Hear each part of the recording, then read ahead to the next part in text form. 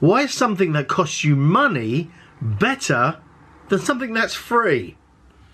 Let's find out. Hello, hello! It's me. No, can't do that. Must not do that. That's Sniper Wolf. It's me. Copyright strike. Hope you're well. I'm good, I'm groovy, fab. So I think I've lifted myself out of my funk, at least for this video anyway. Why is something that costs you money better than something that's free? What does that mean? Well, it comes down to this good old favourite subject of value. And what do we mean by value? Now, in general, people will pay pretty much any price for something that they hold in high value.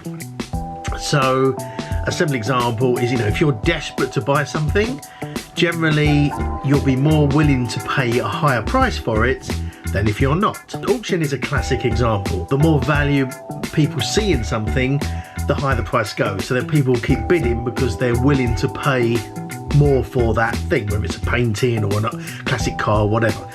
So based on the principle that people will pay pretty much any cost or any price for something they deem as being high value to them. Slight twist on that is people will pay any price for something if they believe it's worth more than that price. So basically, if they're getting a bargain, the price on something as being undervalued to what you value it at, or what the market values it at, either way, then you're more likely to be happy to pay that regardless of the price, basically. And it also comes down to, more kind of intangible value. So a classic example I always give is, if you're in the middle of London, bring it very, very English, that's supposed to be the Queen's Guards, and we all live in castles and our friend's Harry Potter. If you're in London and someone offers you a bottle of water, and for those of you who know London, it's summer for sort of 2 days in June each year. But if someone offers you a bottle of water for sort of £10, you're like, no chance, I'm not buying that. It's ridiculous, £10? No, not paying that. However, if you are in the Sahara Desert and it's 50 degrees centigrade and you haven't drunk for a while and you are dying, literally dying of thirst, if someone pops up and says, do you want this bottle of water for £100? You'll be like, yeah, take my money. I'll have it immediately. Because the value you put on that bottle of water is huge at that point, because you're literally dying of thirst. You need that water. And the cost of £100 for that water is cheap compared with death. Being exaggerated example, but so you'll happily pay the £100. But in London, if someone offers you the bottle for £10, you're like, no chance, because you don't need it. So the actual value of that, it's the same object, but the actual value to you is different at that point. And so all value is really perceived value. It's perception. So what's valuable to you may not be valuable to me and other people. So value is very, very subjective, very, very personal, and depends on the situation. There's no exact, yes, something is valuable, because I think generally people go, well, gold is valuable, yeah, and diamonds are valuable, because they're kind of sought after by the world. So you can pretty much assume that gold and diamonds are valuable. But if you're in the desert and someone says, right, again, same situation, you can have this gold bar for free, or this bottle of water for £100, at that point, the gold bar is worthless to you. One, it's heavy, so you're gonna have to carry it, but you'll likely die soon because you haven't had a drink, you're dying of thirst. Suddenly the water is much more valuable than the bar of gold. It's very, very subjective, and really, as always, context matters. And that's specific example, a gold bar or a bag of diamonds is completely zero value to you, whereas a bottle of water, you'll pay every penny you have to get that bottle of water. When you understand that value is really perception of value as opposed to sort of intrinsic value, this kind of changes the game a lot when it comes to sort of business and things like that, and you know, relationships and everything, because what you put value on, someone else may not, and vice versa. So when it's said, typically online or business, of like, you know, give value, absolutely add value, it's not quite as easy as just say, right, I'm going to add some value, because you've got to know what's valuable to the particular people you want to give the value to. It's not necessarily what's valuable to you, it's what's valuable to them. And to find that out, then it's to do with conversations or doing some research and that kind of thing.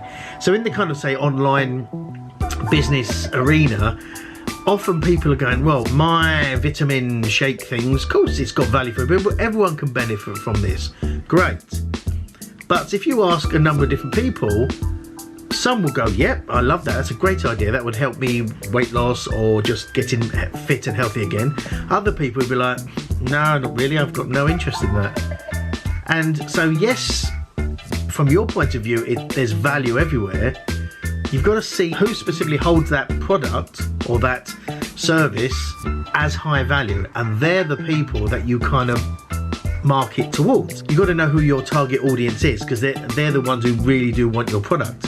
Again, not who you think or you believe and you hope want your product.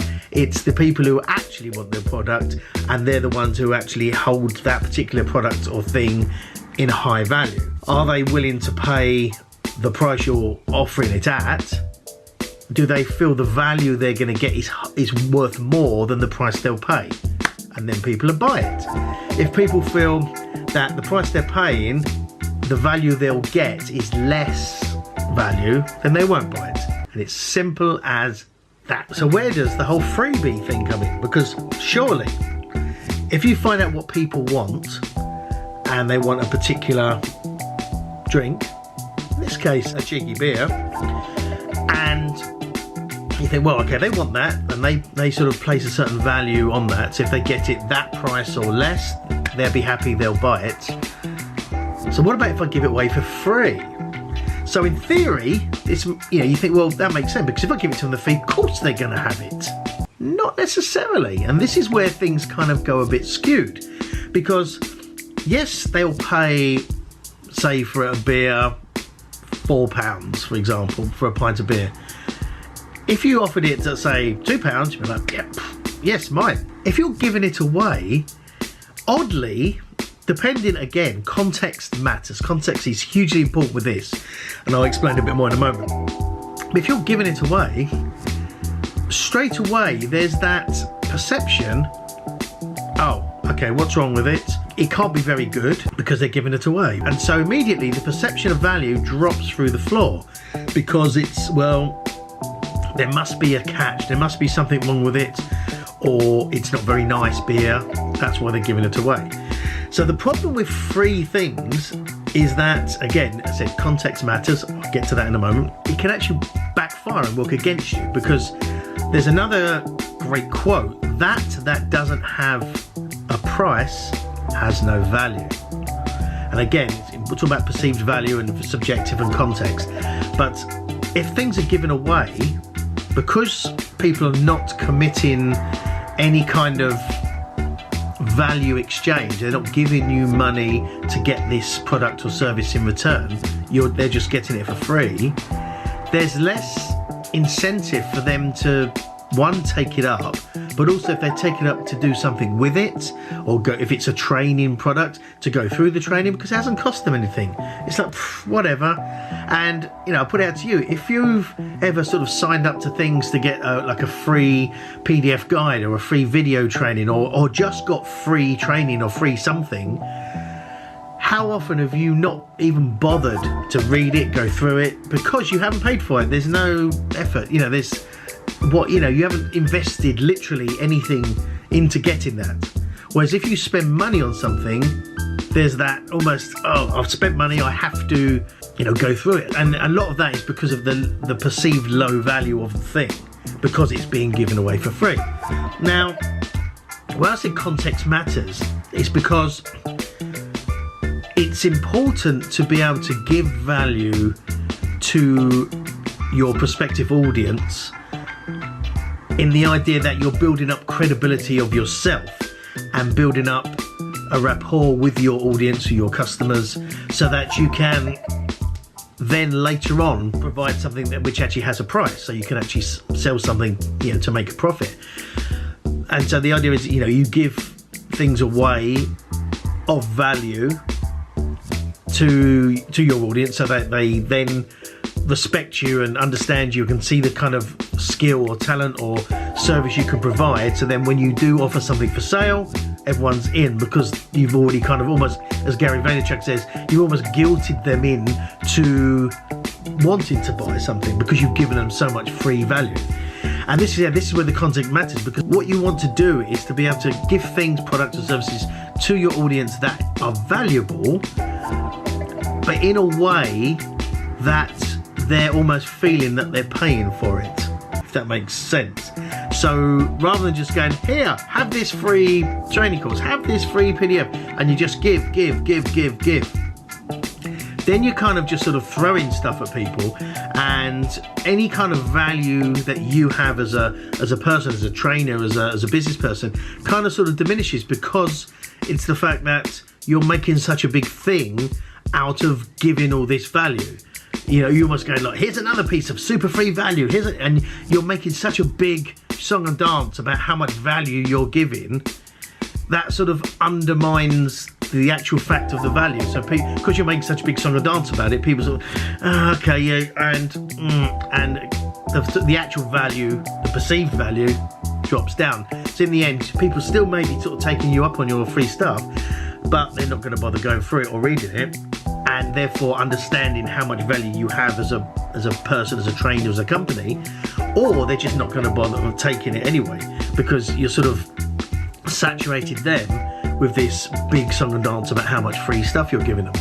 Whereas if you kind of give value without any expectation at all of one, them taking it, one, them doing something with it, you're just putting the value out there, and it's just what you do, and it's almost as a byproduct of, you know, your everyday stuff, then people will pick up on what you're doing, and they'll sort of get your training, your product or service for free.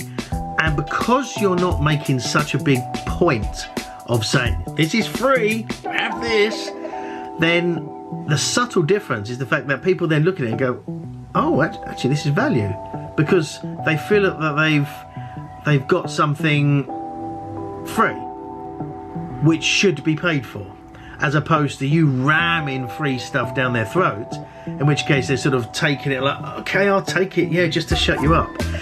So it is a subtle difference, and so that's what I say, context matters of how you actually do that.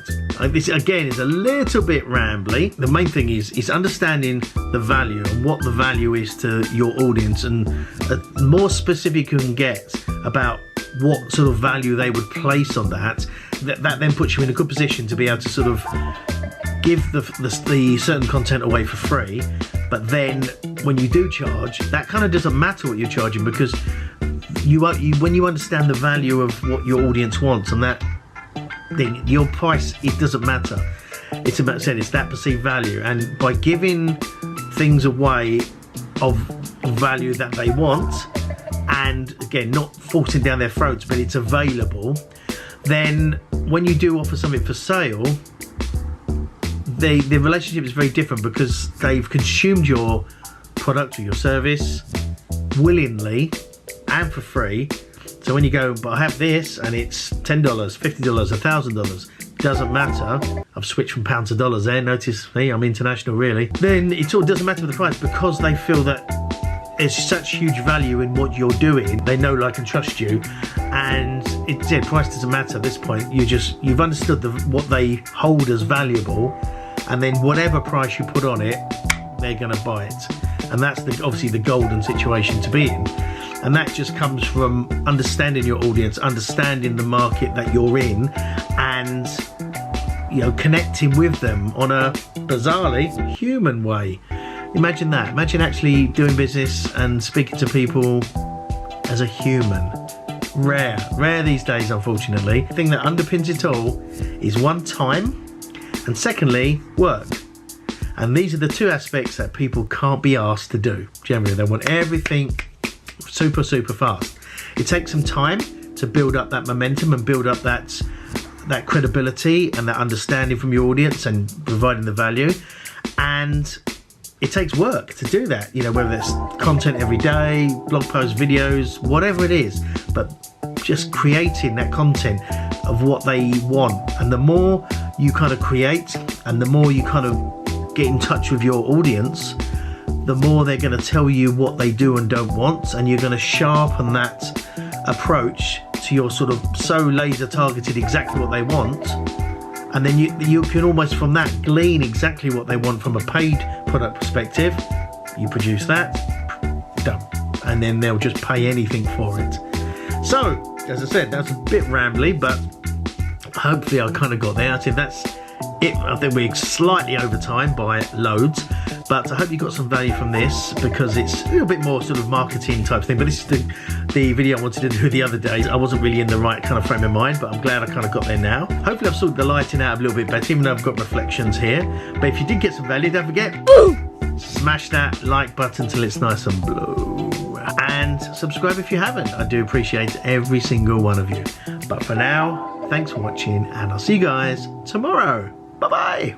Thanks again for watching, guys. I really do appreciate it. If you haven't subscribed already, make sure you do so down here, and check out my other video down here. And remember, live your best life and profit from that passion. See you next time. Bye-bye.